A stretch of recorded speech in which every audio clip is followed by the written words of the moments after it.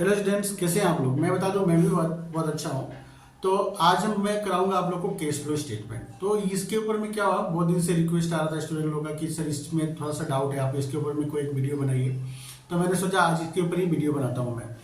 तो सबसे पहले हम लोग को जानना होगा कि कैश फ्लो स्टेटमेंट क्या होता है। तो कैश फ्लो स्टेटमेंट के अंदर में देखिए तीन चीजें, एक तो हो गया कैश, दूसरा है फ्लो और तीसरा है स्टेटमेंट। तो सबसे पहले हम लोग को कैश का मतलब समझना पड़ेगा। तो यहाँ पे कैश में दो चीज होता है, एक तो हो गया कैश और दूसरा है कैश इक्विवेलेंट। कैश इक्विवेलेंट मतलब यहाँ पे केस को लोग थोड़ा सा क्या हुआ कि ब्रॉडली डिफाइन किया है। तो कैश का मतलब क्या हो गया, कैश का मतलब तो आप लोगों को पता ही है, कैश इन हैंड, और साथ में क्या होगा and demand deposit with bank. Demand deposit with bank. अब आप लोग बोलेंगे डिमांड डिपॉजिट विथ बैंक क्या होता है।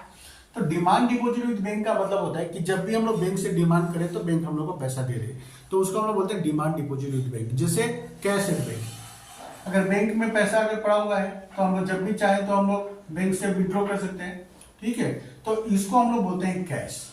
और कैश इक्विवेलेंट क्या होता है, कैश इक्विवेलेंट होता है जो कैश तो नहीं है पर हम लोग जब चाहे उसको हम लोग कैश में कन्वर्ट कर सकते हैं विदाउट एनी रिस्क, ठीक है। मैं क्या बोला, फिर से एक बार बोल रहा हूं कि कैश इक्विवेलेंट का मतलब होता है कि कैश तो नहीं है पर उसको हम लोग जब चाहे उसको हम लोग कैश में कन्वर्ट कर सकते हैं विदाउट एनी रिस्क, ठीक है। तो जैसे इसका एग्जांपल मैं आप लोगों को बता रहा हूं कि जैसे कमर्शियल पेपर हो गया, उसके बाद शॉर्ट टर्म मार्केटेबल सिक्योरिटीज हो गया। Short term marketable securities, short term marketable securities आप इसको शेयर भी बोल सकते हैं, जब चाहे आप बेच के निकल सकते हैं, ठीक है। तो इस तरह का जो भी आइटम होता है उसको हम लोग बोलते हैं कैश इक्विवेलेंट। तो ये तो मीनिंग था हम लोग का कैश का। उसके बाद अब आ जाते हैं हम लोग फ्लो के ऊपर। तो फ्लो क्या होता है, फ्लो का मतलब हो गया यहाँ पे cash inflow and cash outflow. Cash inflow and cash outflow. तो इनफ्लो का मतलब होता है कि कैश का आना और आउटफ्लो का मतलब होता है कैश का जाना। मैंने फ्लो का मतलब हो गया मूवमेंट ऑफ कैश। अब मूवमेंट ऑफ कैश के अंदर में दो चीज हो गया, कैश हम लोग के पास आ भी सकता है और कैश हम लोग के पास से जा भी सकता है। तो जो पैसा अगर आएगा हम लोग के पास तो उसको हम लोग बोलते हैं कैश इनफ्लो, और अगर हम लोग के पास से कैश जा रहा है तो उसको हम लोग बोलते हैं कैश आउटफ्लो, ठीक है। तो क्या है कि कैश फ्लो स्टेटमेंट हम लोग बनाता क्यों है, ये भी हम लोग को जानना जरूरी है। तो बहुत बार क्या होता है कि हम लोग देखते हैं कि बिजनेस में हम लोग का पहले से सेल भी बहुत ज्यादा हुआ है, प्रॉफिट भी बहुत ज्यादा हुआ है, पर क्या हुआ कि लास्ट में हम लोग देखते हैं कि हम लोग के पास पैसा ही नहीं है। हम लोग को बस सप्लायर को देने के लिए पैसा नहीं है, हम लोग को लेबर को देने के लिए पैसा नहीं है, हम लोग को डे टू डे ऑपरेशन में हम लोग को प्रॉब्लम आ रहा है, केस हम लोग टाइमली पेमेंट नहीं कर पा रहे हैं। तो आखिर ये जो पैसा आया तो वो गया कहाँ। तो ये जानने के लिए हम लोग क्या होता है कि हम लोग कैश फ्लो स्टेटमेंट बनाते हैं कि ड्यूरिंग द ईयर किस किस सोर्सेज से पैसा आया और कहाँ कहाँ पे हम लोग ने उसका यूज किया। तो इसको जानने के लिए हम लोग के पास तीन सोर्सेज है। कैश फ्लो स्टेटमेंट को क्या किया गया कि थ्री सोर्सेज में डिवाइड कर दिया गया, थ्री पार्ट्स में इसको डिवाइड कर दिया गया। तो नंबर वन है cash flow from operating activities. Operating activities. Number two cash flow from investing activities. Investing activities. और नंबर थ्री हो गया cash flow from financing activities. Financing activities. तो ये जनरली तीन सोर्सेस है कैश इनफ्लो और outflow होने का। पहला तो हो गया cash flow from operating activities, second हो गया cash flow from investing activities, और थर्ड हो गया cash flow from financing activities. तो हम लोग पहले एक एक करके बात करेंगे हम लोग। तो अभी हम लोग स्टार्ट करते हैं cash flow from operating activities. Cash flow from operating activities.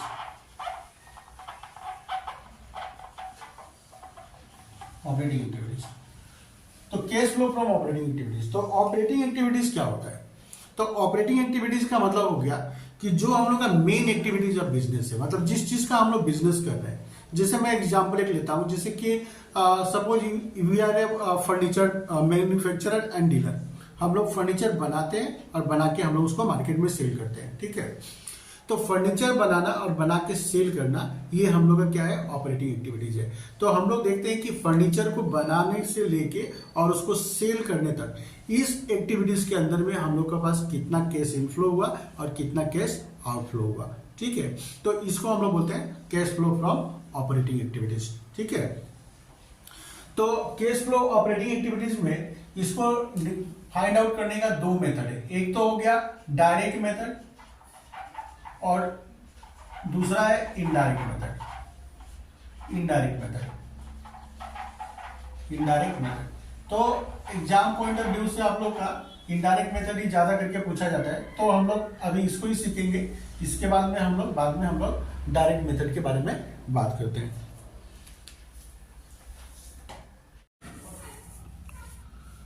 तो चलिए हम लोग अभी सीखते हैं cash flow from operating activities. तो cash flow from operating activities हम लोग कैसे निकालेंगे, तो उसके लिए हम लोग सबसे पहले क्या करेंगे कि नेट प्रॉफिट को ले लेंगे।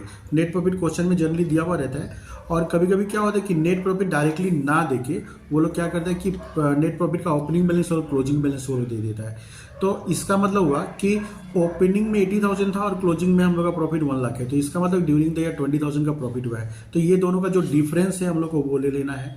और कभी कभी प्रॉफिट ऐसा डिक्रीजिंग मोड में भी दिया हुआ रह सकता है कि 80,000 ओपनिंग था और क्लोजिंग 60,000 है, तो इसका मतलब है कि ड्यूरिंग द ईयर हम लोग का 20,000 का लॉस हुआ है। तो जो भी प्रॉफिट हो लॉस हो पहले उसको हम लोग लिखेंगे। उसके साथ हम लोग क्या करेंगे कि प्रोपोज डिविडेंड अगर कुछ है, अगर ड्यूरिंग द ईयर डिक्लेयर हुआ है प्रोपोज डिविडेंड और डायरेक्टर ने उसको शेयर होल्डर ने उसको अप्रूव कर दिया है, तो उसको हम लोग एड बैक कर देंगे। Interim dividend during the year अगर कुछ पेड हुआ है तो वो भी प्रॉफिट के साथ एड हो जाएगा। ट्रांसफर टू रिजर्व अगर कुछ है, प्रॉफिट से अगर रिजर्व में हम लोग ने ट्रांसफर किया है तो वो भी एड बैक कर देंगे। प्रोविजन फॉर टैक्स अगर कुछ है तो उसको भी एड बैक कर देंगे, क्योंकि ये सब क्या होता है कि non cash and non operating item होता है, और इसके वजह से हम लोग का प्रॉफिट कहीं ना कहीं डिक्रीज हो गया था, तो इसलिए इसको हम लोग क्या करते हैं प्रॉफिट के साथ एड बैक कर देता है। और रिफंड ऑफ टैक्स को हम लोग क्या करेंगे माइनस कर देंगे, क्योंकि ये मतलब आइटम ऑफ इनकम होता है, तो इसलिए इसको हम लोग क्या करेंगे माइनस कर देंगे। इसके बाद अगर एक्स्ट्रा ऑर्डिनरी आइटम भी अगर कुछ है तो उसको भी प्रॉफिट से माइनस कर दिया जाता है। तो ये सब प्लस माइनस करके हम लोग का निकलेगा net profit before tax and extra ordinary item. अब इसके साथ हम लोग क्या करेंगे कि जो भी हम लोग का non cash and non operating item जो हम लोग का पीएल में डेबिट हुआ है, मतलब जो लॉस और एक्सपेंसेस है, उसको हम लोग को प्रॉफिट के साथ एड बैक कर देना है। और अगर इनकम जो पीएल में क्रेडिट हुआ है उसको हम लोग क्या करेंगे लेस कर देंगे। तो depreciation on fixed asset, preliminary expenses return of, discount on issue of shares and debenture return of, goodwill, patent, trademarks, copyright return of, loss on sale of assets, premium payable on redemption of preference shares. So these are the non-cash and non-operating loss and expenses and it will be added with profit. तो इसको हम लोग profit के साथ add कर देंगे। और अगर कुछ इनकम अगर है जो पीएल में क्रेडिट हुआ है जो नॉन ऑपरेटिंग आइटम है उसको हम लोग क्या करेंगे माइनस कर देंगे। तो जैसे हो गया इंटरेस्ट रिसीव्ड, डिविडेंड रिसीव्ड, ठीक है, इंटरेस्ट रिसीव्ड, डिविडेंड रिसीव्ड, तो इसको हम लोग क्या करेंगे लेस कर देंगे। और भी है जैसे हो गया rent received, profit on sale of fixed assets, तो ये सब क्या होगा लेस हो जाएगा। और लेस करने के बाद हम लोग को क्या मिलेगा operating profit before working capital change. अब इसके साथ में हम लोग क्या करेंगे कि adjustment for changes in working capital, तो वर्किंग कैपिटल में क्या क्या चेंजेस आए ड्यूरिंग द ईयर उसका भी हम लोग को एडजस्टमेंट करना पड़ेगा। तो इसमें क्या होता है कि इंक्रीज इन करेंट एसेट, अगर करेंट एसेट इंक्रीज हुआ है तो क्या होगा लेस हो जाएगा, और डिक्रीज हुआ है तो एड हो जाएगा। ब्रैकेट में देने का मतलब है कि लेस हो रहा है और विदाउट ब्रैकेट मतलब एड हो रहा है। उसके बाद increase in current liabilities add हो जाएगा और decrease in current liabilities less हो जाएगा। तो जो करेंट एसेट होता है उसका ठीक ऑपोजिट होता है करेंट लायबिलिटीज में। तो इसका मतलब मैं एक बार बता देता हूँ। ऐसे तो ये याद करने के लिए ठीक है, पर क्या होता है कि याद जगह अगर हम लोग करेंगे तो जाके एग्जाम में हम लोग फंस सकते हैं, तो इसलिए हम लोग को समझना बहुत जरूरी है। एक्चुअली होता क्या है कि अगर केस इनफ्लो हुआ है तो वो प्रॉफिट के साथ एड बैक हो जाता है, और केस आउटफ्लो हुआ है तो वो क्या होगा लेस हो जाता है। तो increase in current asset, current asset increase होने का मतलब है कि ड्यूरिंग द ईयर हम लोग और करेंट एसेट हम लोग ने परचेज किया है, तो परचेज किया तो केस आउटफ्लो हुआ मतलब केस चला गया, तो इसलिए क्या होगा माइनस हो जाता है। और करेंट एसेट डिक्रीज हुआ है तो इसका मतलब है कि हम लोग ने करेंट एसेट कुछ सेल कर दिया, तो सेल करने का मतलब है कि पैसा आया है, तो इसलिए क्या होता है कि ये एड हो जाता है। उसी तरह से increase in current liabilities, liabilities increase होने का मतलब है कि हम लोग ने और किसी से पैसा लिया है हम लोग ने, तो जो भी हो हम लोग का केस तो इनफ्लो हो रहा है ना, तो ये ऐड हो जाएगा। और करेंट लाइबिलिटीज डिक्रीज होने का मतलब है कि हम लोग ने क्या हुआ, लाइबिलिटीज का पेमेंट किया ड्यूरिंग द ईयर, तो इसका मतलब केस आउटफ्लो हुआ, तो इसलिए ये क्या होता है, लेस हो जाता है। तो ये सब हम लोग ऑपरेटिंग प्रॉफिट के साथ एड लेस करके हम लोग को मिलेगा case generated from operation before tax.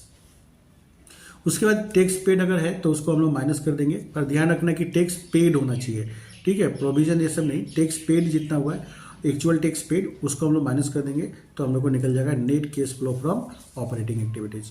ठीक है, तो उम्मीद करता हूँ आप लोग को ये फॉर्मेट समझ में आ गया होगा ठीक से। अगर आप लोग ने फॉर्मेट आप लोग के पास में लिखा हुआ नहीं है तो आप लोग मेरे वीडियो को पॉज करके आप लोग लिख सकते हैं, ठीक है। तो चलिए हम लोग एक क्वेश्चन ले लेता है और हम लोग उसको सोल्व करके मैं आप लोग को बता रहा हूँ कि तो देखिए मैंने कि क्वेश्चन ले लिया है cash flow from operating activities का। तो क्वेश्चन पहले हम लोग एक बार रीड कर लेते हैं कि क्वेश्चन में क्या लिखा हुआ है। तो x made a profit of ₹5 lakh after considering the following items. तो इस साल में हम लोग का प्रॉफिट कितना हुआ, 5 लाख, और ये सब साथ में हम लोग को इन्फॉर्मेशन दिया हुआ है। तो गुडविल रिटर्न अप दिया है, depreciation on fix asset, loss on sale of machinery, provision for doubtful डेब्ट, gain on sale of land, तो ये हम लोग को दिया हुआ है। फिर साथ में हम लोग को बोला गया था following is the position of current assets and current liabilities. तो करेंट एसेट्स और करेंट लायबिलिटीज का भी हम लोग का 2011 और 2012 का पोजीशन दिया हुआ है। और क्वेश्चन में क्या पूछ रहा है, calculate cash from operating activities. तो हम लोग को cash flow from operating activities निकालना है। तो इसको अभी हम लोग कैसे करेंगे, तो मैंने क्या किया कि इस क्वेश्चन को मैंने पहले ही सोल्व कर लिया जिससे कि थोड़ा टाइम सेव हो, वीडियो ज़्यादा लंबा ना हो। तो सबसे पहले तो हम लोग लिखेंगे calculation of cash flow from operating activities particular details amount. तो नेट प्रॉफिट बिफोर टैक्स, तो क्वेश्चन में नेट प्रॉफिट बिफोर टैक्स हम लोग का 5 लाख यहाँ पे दे दिया, तो वो हम लोग ने लिख दिया। उसके बाद हम लोग क्या करेंगे कि adjustment for non cash and non operating item. तो जो भी non cash and non operating item है उसका हम लोग एडजस्टमेंट कर देंगे। तो इसमें हम लोग करना क्या है कि जो भी लॉस और एक्सपेंसेस होगा वो सबको हम लोग ऐड कर देंगे, और इनकम अगर कुछ है तो उसको हम लोग माइनस कर देंगे। तो गुडविल रिटर्न ऑफ ये क्या होगा, ऐड हो गया, गुडविल रिटर्न ऑफ को ऐड कर दिया हम लोग। डेप्रिसिएशन ऑन फिक्स एसेट ये भी ऐड हो जाएगा, मतलब जितना भी पीएल में डेबिट होता है वो सब आइटम को ऐड कर देना है, और जो भी पीएल में क्रेडिट होता है उसको हम लोग को क्या करना है, माइनस कर देना है। Loss on sale of machinery ये भी लॉस है, इसको भी loss on sale of machinery को हम लोग ने ऐड कर दिया। प्रोविजन फॉर डाउटफुल डेब्ट ये भी पीएल का डेबिट का आइटम है, लॉस है, इसको भी हम लोग ने डेबिट कर दिया। और gain on sale of land ये इनकम है, तो ये क्या होगा, माइनस हो जाएगा। तो जो भी लॉस और एक्सपेंसेस है, goodwill return of, depreciation on fix asset, loss on sale of machinery, provision for doubtful डेब्ट, ये सब लॉस नेचर है, तो ये सबको हम लोग ने क्या किया, प्लस कर दिया। और gain on sale of land क्या है, इनकम है, तो ये क्या हो जाएगा, माइनस हो जाएगा। तो 5 लाख के साथ हम लोग ये जो एड आइटम है इसको ऐड कर देंगे, और ये लेस जो है 7,500 ब्रैकेट में दिया हुआ है इसको हम लोग माइनस कर देंगे। तो हम लोग का निकल के आ जाएगा operating profit before working capital change. अब इसके साथ में हम लोग क्या करेंगे कि adjustment for changes in working capital. तो वर्किंग कैपिटल में ड्यूरिंग ईयर जो चेंजेस है उसका एडजस्टमेंट हम लोग को करना पड़ेगा। तो अभी देखिए डेटर क्या है, 52,000 था पहले, अभी कितना हो गया डेटर, 78,000। तो डेटर क्या हुआ, इंक्रीज हुआ। तो मैंने क्या बताया था कि करेंट एसेट अगर इंक्रीज होगा तो हम लोग क्या करेंगे, लेस करेंगे। तो इंक्रीज इन डेटर्स इसको हम लोग क्या करेंगे, लेस कर देंगे। उसके बाद में बिल्स रिसीवेबल क्या 15,000 से लेके 15,000 से 12,000 हो गया, तो ये डिक्रीज हुआ है। तो करेंट एसेट अगर डिक्रीज होगा तो क्या होगा, ऐड होगा। तो डिक्रीज इन बिल रिसीवेबल इसको हम लोग ने ऐड कर दिया। उसका प्रीपेड एक्सपेंसेस पहले 2,000 था, अभी 3,000 है, तो इंक्रीज हुआ है। तो करेंट एसेट इंक्रीज होगा तो क्या होगा, लेस हो जाएगा। तो इंक्रीज इन प्रीपेड एक्सपेंसेस इसको हम लोग लेस कर देंगे। क्रेडिटर्स अभी एक लाइबिलिटीज स्टार्ट हो गया, तो क्रेडिटर पहले 40,000 था, अब 51,000 हो गया। तो करेंट लाइबिलिटीज अगर इंक्रीज होता है तो ऐड होता है। तो इंक्रीज इन क्रेडिटर इसको हम लोग ने क्या हुआ, ऐड कर दिया। बिल्स पेबल पिछले साल 19,000 था, अभी कितना है, 12,000 है, तो डिक्रीज हुआ है। तो डिक्रीज हुआ है तो क्या होगा, कैश आउटफ्लो हुआ है, तो ये क्या हो जाएगा, माइनस हो जाएगा। अब मतलब मैं एक बार समझा रहा हूं आप लोग को कि जैसे बिल्स पेबल लास्ट ईयर 19,000 था, अब 12,000 है, तो बिल्स पेबल डिक्रीज हो गया, तो इसका मतलब जरूर हम लोग ने 7,000 का बिल का पेमेंट कर दिया। तो बिल का पेमेंट किया तो इसका मतलब केस आउटफ्लो हुआ, तो केस जब भी आउटफ्लो होता है तो माइनस होता है, तो इसलिए हम लोग डिक्रीज इन बिल्स पेबल को क्या किया, माइनस कर दिया। उसके बाद में एक्सपेंसेस पेबल, पहले 34,000 था, अब 20,000 है, तो एक्सपेंसेस पेबल भी लाइबिलिटीज है और ये डिक्रीज हुआ है, तो डिक्रीज हुआ तो इसका मतलब हम लोग ने पेमेंट कर दिया 14,000 का, तो केस आउटफ्लो हुआ, तो ये भी क्या होगा, डिक्रीज इन एक्सपेंसेस पेबल क्या होगा, माइनस हो जाएगा। तो अब ये जो 5,77,500 है, अब इसके साथ में यहाँ पे जो जो एड आइटम है उसको हम लोग मतलब बिना ब्रेकेट के जो दिया हुआ है वो सबको हम लोग एड बैक कर देंगे, और जो ब्रेकेट में है उसको हम लोग क्या करेंगे, लेस कर देंगे।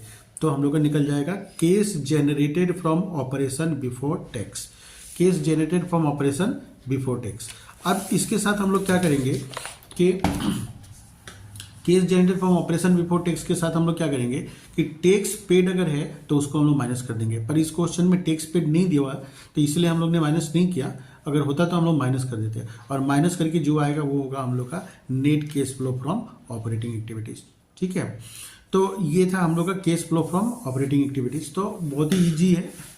और एक बार मैं इसको फटाफट फिर से एक बार रिवाइज करा देता हूँ कि सबसे पहले प्रॉफिट लेना है, उसके बाद जो भी non case and non operating item है उसका एडजस्टमेंट हम लोग को करना है, तो जो भी लॉस और एक्सपेंसेस होगा उसको हम लोग ऐड कर देंगे, और इनकम होगा उसको माइनस कर देंगे, तो operating profit before working capital change आ जाएगा। फिर adjustment for changes in working capital करना पड़ेगा हम लोग को, तो करेंट एसेट अगर इंक्रीज हुआ है तो माइनस, और डिक्रीज हुआ है तो प्लस, और करंट लाइबिलिटीज में क्या होगा, उल्टा चलेगा, यहाँ पे अगर इंक्रीज हुआ है तो प्लस और डिक्रीज हुआ है तो माइनस, तो उसी का मैंने यहाँ पे एडजस्टमेंट कर दिया। तो करके ये हम लोग का cash generated from operation before tax आ गया 5,43,500। अब उसमें से टैक्स पेड अगर होगा तो हम लोग माइनस कर देंगे, तो cash net cash flow from operating activities आ जाएगा। तो हम लोग का यहाँ पे टैक्स पेड था नहीं तो इसलिए माइनस नहीं किया, तो जो ये है वही हम लोग का क्या होगा, net cash flow from operating activities. ठीक है, तो उम्मीद करता हूँ कि आप लोग को समझ में आया होगा, और आप लोगों को मेरा वीडियो अगर अच्छा लगे तो ज़रूर कमेंट करें और लाइक और करें, और मेरे चैनल को ज़रूर से ज़रूर सब्सक्राइब करें, ताकि आप लोगों को मेरा जो वीडियो टाइम से मिल सके। ठीक है, तो हम लोग मिलते हैं फिर नेक्स्ट वीडियो में, तब तक के लिए बाय बाय, थैंक यू।